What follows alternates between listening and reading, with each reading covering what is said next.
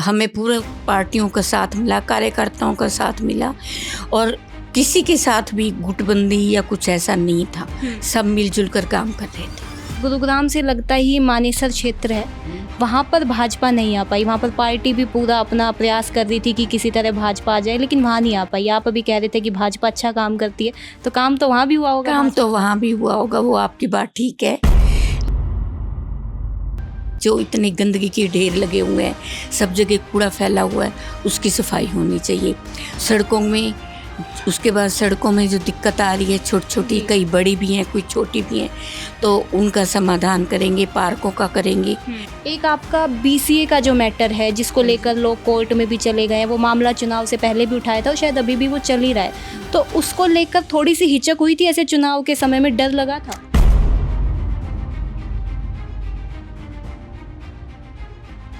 नहीं, ये आपकी गलत बात है। आप इनको पंख फैला के उड़ने तो दो, तो पता लगेगा कि महिलाओं की उड़ान कितनी ऊंची है।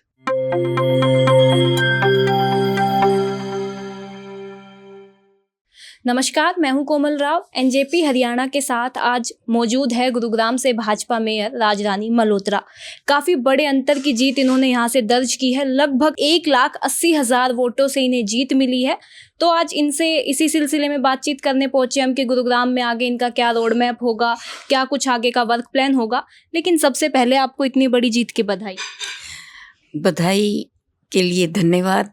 बाकी अपने सब कार्यकर्ता, सब बहन भाइयों को, सबको इस जीत के लिए बधाई। देखो, सब कार्यकर्ताओं का सहयोग रहा, उन्होंने मेहनत की, उन्हीं के साथ की वजह से ये सब हुआ है। और हमने भी जितना प्रयास हो सकता था प्रयास किया कि जीत होनी चाहिए। उसके अलावा मेन श्रेय आप किसे देंगी अपनी जीत का? जो जीत मिली है किसकी वजह से मिली है? ये सब कार्यकर्ताओं की मेहनत का फल है। हाँ जी। इससे पहले भी जब हम लोकसभा में आए थे यहाँ पर गुरुग्राम में, हमने लोगों से बातचीत की लोकसभा चुनाव में 2024 में, तो उनको दिक्कत थी कुछ कामों से लेकर, नगर निगम के कामों से लेकर। फिर विधानसभा में हमने लोगों से बात की, तब भी उनका सेम था कि गुरुग्राम में समस्याएं बहुत ज़्यादा हैं, आमजन को दिक्कत है, तब भी उन्हें दिक्कत थी। फिर आए निगम के चुनाव, वहाँ पर भी भाजपा आई, लोकसभा में भी भाजपा आई और विधानसभा चुनाव में भी भाजपा आई। लोगों को काम से दिक्कत होती है, नगर निगम में जो समस्याएं थी उनसे दिक्कत थी, लेकिन फिर भी भाजपा को इतनी बड़ी जीत। भाजपा से दूर क्यों नहीं जाते लोग? बोलते भी हैं, दिक्कत भी होती है, लेकिन आ जाते हैं भाजपा के पक्ष में। भाजपा के पक्ष में आते हैं, आखिर तो उनमें कोई ना कोई गुण होगा, कोई ना कोई खास बात होगी जो इस वजह से इनके साथ रहती हैं। बाकी अपनी तरफ से पूरी भाजपा कोशिश करती है कि सबका साथ रहे, एक साथ रहे, उस वजह से भी हो सकता है। और सहायता तो सबने की ही है। और जो समस्याएं हैं, उनको लोगों को जो समस्याएं तो काफ़ी टाइम से जैसी की तैसी पड़ी हैं, पेंडिंग काम पड़े हैं।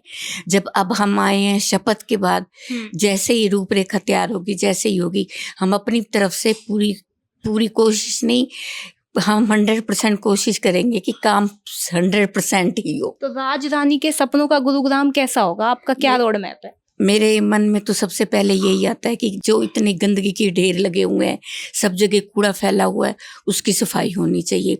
सड़कों में, उसके बाद सड़कों में जो दिक्कत आ रही है, छोटी छोटी, कई बड़ी भी हैं, कोई छोटी भी हैं, तो उनका समाधान करेंगे, पार्कों का करेंगे, बिजली की व्यवस्था में, ताकि कोई भी लेडीज़ कभी बाहर निकले तो उन्हें इस वजह से कोई कष्ट ना उठाना पड़ा। तो बिजली, संचार के बारे में भी पूरी कोशिश करेंगे कि ये, और हम पूरी कोशिश करेंगे कि इनके समस्याओं के समाधान में कसौटी पर पूरे खरे उतरेंगे।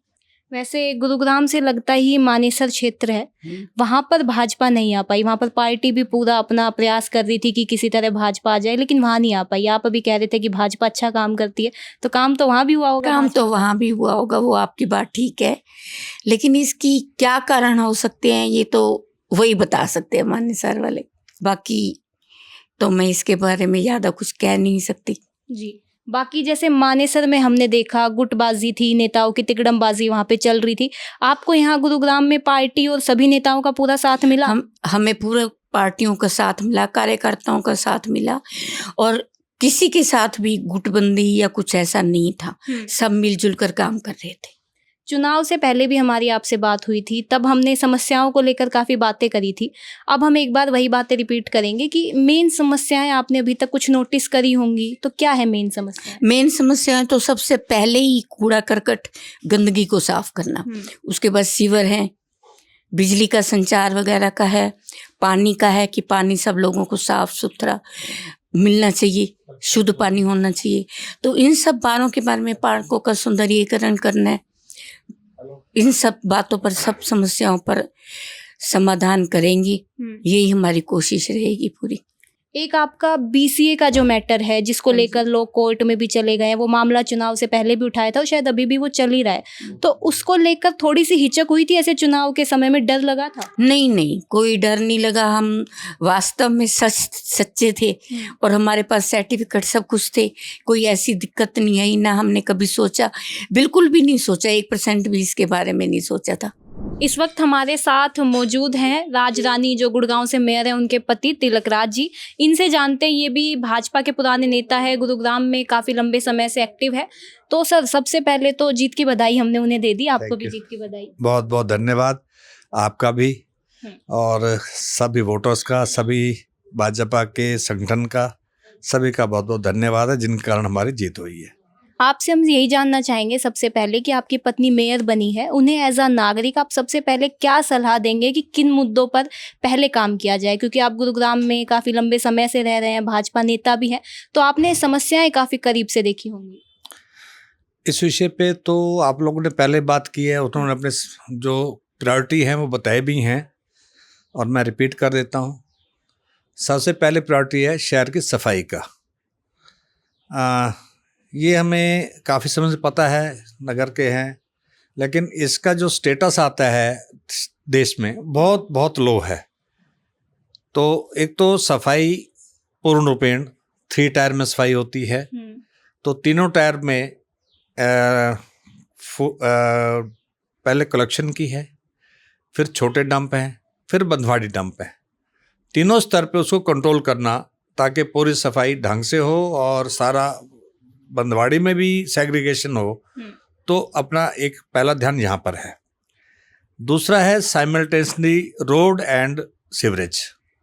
सीवरेज समस्या है, आबादी बढ़ गई है, पाइप छोटे हैं, पानी की भी समस्या है, तो इनका proper cleaning of the line मशीनों से वो होनी चाहिए। सड़कों में सर्दियों के कारण पैचवर्क नहीं हुआ और 2-2.5 साल से काम ढीला भी था, तो उसको स्पीड अप करना। ये 3 प्रायोरिटी हमारी रहेंगी जो जनसेवा की हैं। फिर व्यक्तिगत लोगों के कार्य होते हैं। पुराने शहर में ज़्यादातर लोगों के काम है, परिवार पहचान पत्र है, आधार कार्ड है, और समस्या हैं, जन्म मरण सर्टिफिकेट हैं, कभी बुजुर्गों की पेंशन की समस्या है। उसके लिए हमने जो पुराना ऑफिस था हमारा इलेक्शन वाला, उसको फर्निश कर दिया है और वो जनसेवा कार्य करता रहेगा जी। ये हमारी टारगेट है आगे का। वैसे राजनीति में इच्छा आपकी थी या राज रानी जी की थी? पहल किसकी थी? राय तो यही है। इच्छा ये परिवार में हमारा चुनाव, जब मैं 2000 में चुनाव लड़ा था तब ये राज बहुत एक्टिव थी चुनाव में। इवन इसके मंच के भी फोटो हैं तब के मेरे पास। तो काम तो करते रही, बिना पारिवारिक सहायता के, इनकी सपोर्ट के मैं राजनीति में काम नहीं कर सकता था, क्योंकि रोज का समय और चुनाव में 10-15 मिनट समय परिवार की सपोर्ट के बिना नहीं हो सकता। तो इनको पता है कब क्या कैसे करना होता है, बेसिक चीज़ें जानकारी हैं, तो बाकी सब ठीक रहेगा। एक दूसरे से मिलके साथ दे के चलना है हमने, तो हम संकल्पित हैं कि इस शहर को बदलेंगे। तो राज रानी जी अब इंडिपेंडेंटली काम करेगी, या जैसा आमतौर पर देखते हैं कि चुनाव पत्नी लड़ती है लेकिन असली राजनीति तो पति करते हैं पर्दे के पीछे? नहीं, ये आपकी गलत बात है। आप इनको पंख फैला के उड़ने तो दो, तो पता लगेगा महिलाओं की उड़ान कितनी ऊंची है। तो वो इंडिपेंडेंटली काम यस, हम तो इनके पीछे रहेंगे जी। परिवार साथ रखना पड़ता है, सपोर्ट होती है पति पत्नी की। और सबसे बड़ी बात यह है कि हरियाणा में 9 में से 6 मेयर महिलाएं हैं। आप 1/3 की बात करते हो, वहाँ 2/3 महिलाएं हैं। ये सब मिलजुल के काम करेंगी। और जो हमारे गुड़गांव की बात है, एक शब्द इस्तेमाल होता है हाउस, हम हाउस नंबर भी लिखते हैं, लेकिन जो नगर परिषद है, मेयर के साथ ये जो पार्षद है, इसको भी हाउस ही कहा जाता है। तो वो भी हाउस है, ये भी हाउस संभाला है, वो भी हाउस संभालेंगे, तो मिलजुल काम करेंगे तो रिजल्ट डेफिनेटली अच्छा मिलेगा और सुदृढ़ रहेगा। धन्यवाद।